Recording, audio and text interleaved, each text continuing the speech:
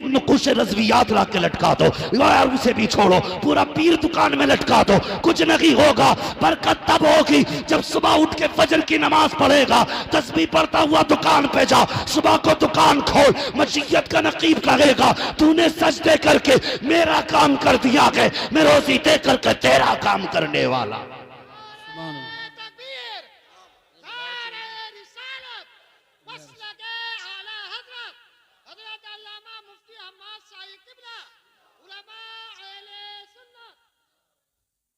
समझ गए मेरी बात? दुकान कब खोलोगे? बोलो इंशाअल्लाह। सुबह दुकानें खोलो। तकलीफ होती है यार, ये कोई मजे लेने नहीं आया, यहां पर मौज करने नहीं आया। बताओ अल्लामा यूसुफ साहब, जब हम रात को 3 बजे चलते हैं ना, तो जिन कौमों का 10 बजे उठने का टाइम था, वो 3 बजे रोड पे आ जाते हैं, और हमारी कौम 10 बजे सो के उठ रही है और कहते हैं हमने तरक्की की है। वाह, खूब तरक्की की तूने, हैं? 10 बजे सो के उठ रहे, और इधर उधर से ना मार के ना दौलत बिल्डिंग बना के खड़ी कर दी। फिर मौज में सो के कह रहे अल्लाह का करम ना होता तो बिल्डिंग थोड़ी खड़ी होती। जब अल्लाह नाराज होता तो बिल्डिंगें नहीं गिराता है, बिजलियां दिल पे गिराया करता है। जब रब नाराज होता है तुम्हारी ईंट नहीं गिराएगा, तुम्हारे दिल पे बिजलियां गिरेंगी। वो कैसी? तुम सोने के लिए लेटोगे लेकिन नींद नहीं आएगी, तुम घूमने के लिए पार्क की तलाश करोगे लेकिन सुकून नहीं मिलेगा। यकीन जाने पैसों से बिस्तर खरीदे जा सकते हैं लेकिन नींदें नहीं। बेशक पैसे के जरिए गार्डन का टिकट मिल सकता है लेकिन सुख नहीं। हाँ, यही वजह है आज हमारे हालात देखिए। बंदा एतकाद कितने कमजोर हो गए, कितने कमजोर हो गए। आज निकाह का मौका, ये बात भी कर जाओ, इजाजत है? तो नहीं मानेंगे। सिर्फ वही बोल रहे हैं जिनकी हो गई है, जिनकी नहीं हुई है वो बोलने तैयार नहीं। पता नहीं मौलवी कहीं घाटे का सौदा ना करके जाए। है ये एतकाद की कमजोरियां हैं हमारी। अकीदे कमजोर हो गए जो ससुर से मांगने पे लगे। हाँ, गलत बात नहीं कह रहा हूं। जाओ तो तुम्हारे गांव का सबसे बड़ा ठेकेदार हो ना, सबसे बड़ा पैसे वाला हो, बेटे की शादी नहीं हुई है ना, तो जाके देखना उसने बेड कब खरीदा था, उसके घर में सोफे नए हैं कि नहीं। हमने बड़े बड़े जमींदारों को देखा, वो इसलिए नहीं खरीदते बेड कि लल्ला को जहेज में मिलने वाला है। जब भी गाड़ी लागा सेकंड हैंड ही लागा कि लल्ला को नहीं मिलेगी। हाँ, अब तो बड़ी लंबी नियतें हो रही हैं। बुलेट क्या, अब तो बुलेरो पे कहानी पहुंच गई है। बुलेट वो चलाएगा जिसके दोनों पैर होंगे, और बुलेरो में वो बैठेगा जो कतई बताज होगा। हालात देखिए, क्या मैं गलत नहीं कह रहा हूं। इल्ला माशाअल्लाह ज़हने देखे हमारी ज़हनियत। हमने इसलिए सोफे नहीं खरीदे कि बेटे को मिलने वाले, दादी के जहेज के मिले हुए बर्तन। एक जगह तकरीर करने गए ना, तो एल्युमिनियम का तबाक, उसमें 36 गड्ढे। हमने कहा ये कब कहा? कि हमारी अम्मा के जहेज का है, और खुद पोतों वाला था। कह रहे अम्मा के जहेज का, इतने पुराने चला रहे लेकिन नहीं ला सकते। हाँ, डिनर सेट नहीं लाएंगे खरीद के क्योंकि बेटे को मिलने वाला है। यह एतकाद हमारे कमजोर हो गए। भला तब नहीं होता जब ससुरालिये देते, भला तब होता है जब खुदा देता है। बेशक ये याद रखिए, भला तब होता है जब खुदा देता है। फिर ससुराल की तरफ मुंह करके बैठा, कब मिलेगा, कब मिलेगा। मोहल्ले वालों की गाड़ी से ड्राइविंग सीख रहा है क्योंकि ससुरालिये देने वाले। हमारी कौम की सच्चाई है। ड्राइविंग सीख रहा है कि यार बब्बू तू सिखा दिए। कहा क्योंकि मेरा रिश्ता हो रहा, चल गाड़ी की बात चल रही है। तेरे बाप ने खरीद के रख दी थी ना जायदाद, इसलिए हम करते हैं। भाई लड़की वाला अपनी मर्जी का मालिक, चाहे तो सारी जायदाद उठा के दे दे, उसकी मर्जी है। घर उठा के दे दे, उसकी बेटी है। तू कौन होता है डिमांड करने वाला? आज अल्लाह माफ करे, ये रिश्ते कराने वाले भी कम नहीं है। जब तक बेटे का रिश्ता नहीं होता, पूरा हाव भाव बनाया जाता है, माहौल बनाया जाता। कहते हैं जी 90,000 कमा रहा लड़का, 80,000 इस महीने डाले हैं। खास करके बीच वाले को बुला के कहा जाता है, सुन तो सही, रिश्ता बाद में कराना। तुझे पता है इस महीने की इनकम मेरे बच्चे की क्या थी? का 1,05,000 डाले हैं। और जब इसी बेटे की शादी हो जाती है, फिर 4 लोग बैठ के कहते हैं समधी साहब जरा दामाद को समझाइए, आज तक 2 पैसे कमा के ला के ही नहीं दिए। अल्लाह 80,000 कमा रहे थे, वो कुछ नहीं जी, वो तो हाव भाव बना रहे, वो खत्म था ही नहीं, खत्म कहां से होता। बेवकूफ बनाते ये बीच वाले लोग। काम अच्छा है लेकिन शराफत से करो, जो सच है वो बताओ। तुम्हारे झूठ की वजह से कितनी बच्चियां बेघर हो गई।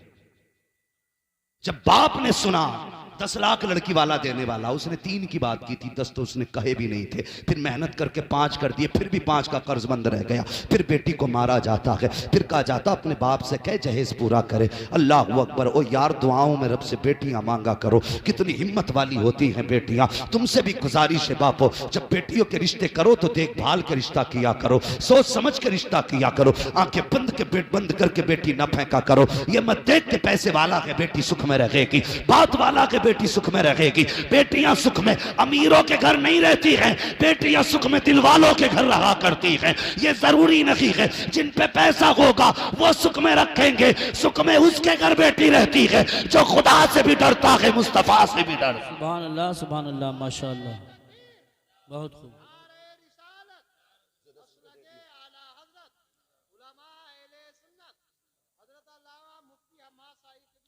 बस तवज्जो है ना। तो ये हालात हमारे हैं। हमने अमीर देख के दिया यार, दिल वाला देख के दे। बेटी बेटी होती है। जब तुमने रुखसत किया ना बेटी को, उसके बाद बेटी ससुराल जाती है। रुखसत हुई, लाल जोड़े में घर से गई, थके तो नहीं अभी?